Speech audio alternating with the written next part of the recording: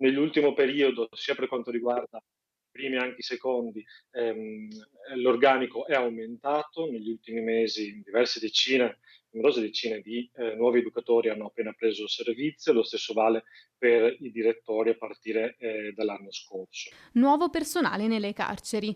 Comunicazione ufficiale del sottosegretario alla giustizia Andrea Ostellari, che da Roma aveva annunciato nei giorni scorsi l'inserimento a partire dall'8 luglio di 123 nuovi agenti nelle carceri minorili.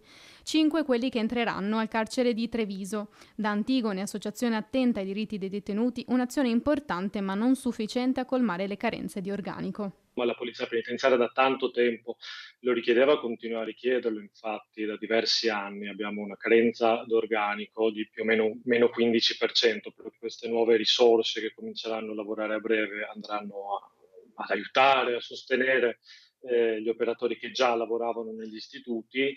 Tuttavia mi chiedo se sia qualcosa di sufficiente. Un problema comune a tutte le regioni d'Italia che anche a causa del sovraffollamento e di strutture vetuste impediscono di fatto di portare a compimento programmi di reinserimento e rieducazione dei detenuti, attività che secondo i report dell'Associazione Antigone in Veneto viene spesso svolta dai volontari o dal terzo settore.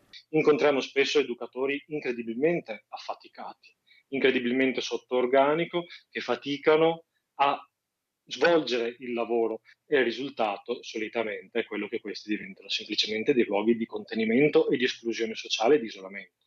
Isolamento e scarsa possibilità di avere accesso a professioni che aiutino al reinserimento sociale.